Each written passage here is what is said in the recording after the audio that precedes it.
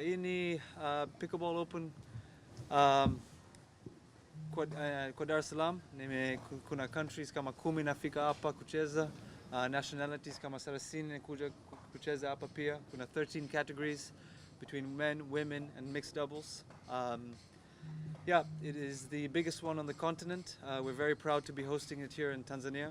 Sasa hii kuna opportunity hapa ku showcase skills hapa, alafu naenda India, naenda China, naenda South Africa, naenda Dubai ku compete. Mimi, Edna, Sally na Peter nimeshaenda South Africa, nimeshaenda India, nimeshaenda Dubai, nimeshaenda Kenya kucheza alafu compete. Kuna opportunity kubwa kuposition Tanzania. Nimeshapata mtu nne, nimeshafika top 10 kwa Africa. Na ni moja Sally hapa nimetokea Kenya, ni number 1 in Africa kwa women's singles. Sasa pickleball nimeanza kwa Dar es Salaam, lakini nimeona kwa ndani hiyo mwaka 2026-2025 nimeshaingia Morogoro, Tanga, hata Kagera, Arusha, Zanzibar. Nimeona growth ni kubwa sana, kuna opportunity kubwa private na public, naweza kufanya kitu kimoja pamoja kusaidia grow the sport. Kwa jina naitwa Edna Mfinanga. Kwa kweli tumejiandaa vizuri mwaka huu, nadhani tutakuwa tunapata wachezaji wengi wageni ambao hatujawahi kucheza nao, kwa sababu siku zote hata mwaka jana mashindano yalifanyika, wachezaji walikuja wengi, lakini mwaka huu wanakuja wengi zaidi. Na pia yani tutapata, unajua ukicheza na mtu kila siku mnazoeana, lakini wanapokuja wale wageni tunapata experience nyingine. Kwa sasa Watanzania watarajia ushindi, kwa sababu sisi tumezoea viwanja, tumezoea mazingira ya huku. Kwetu sisi inakuwa ni opportunity.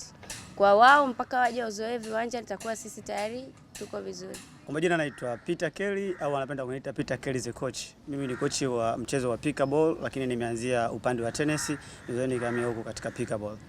Kiukweli wachezaji wapo vizuri, wanasubiria tu mashindano, wanasubiria hao wageni ambao wanatoka huko nje ya nchi kuja kuwaonyesha jinsi gani mchezo wa pickleball Tanzania unavyochezwa. Katika mashindano haya ya TPO, rekodi ni nzuri sana kwa upande wa Tanzania. Kiukweli tumefanya vizuri mara nyingi tangu yalivyoanza mara 3 zilizopita nyuma. Tumeweza kuchukua nafasi kama 2 ya kwanza na ya 3 zote tumefanikiwa kuzichukua.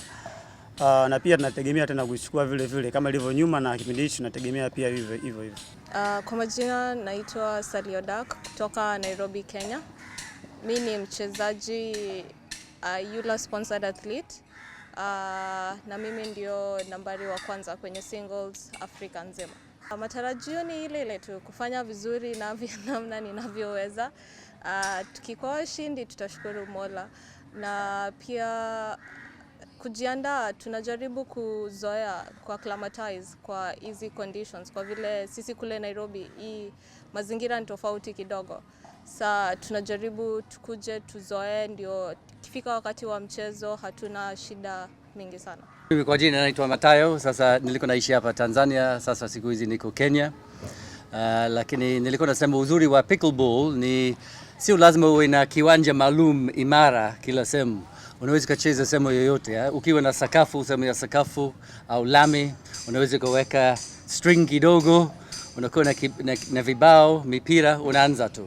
Kwa hiyo ni mchezo mmoja, ni rahisi kusogeza mikoani na kusambaza.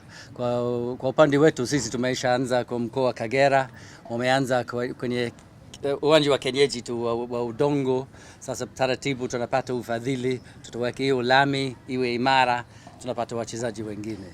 Na uzuri wake pia sio mchezo ya watu wenye uwezo tu, hata watu ambao hawana uwezo sana wanaweza kaanza. Vile vile hata walemavu wanaweza kushiriki.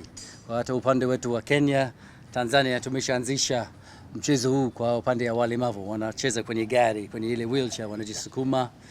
Sheria yake inadunda mara 2 kwa walemavu. I see everybody's hungry to learn, everybody's hungry to improve their level, so that's a great thing, here. And I see communities are really doing small events and big events, so that everybody gets excited. Juniors and adults all are into pickleball now, so it's like a new culture which is really growing.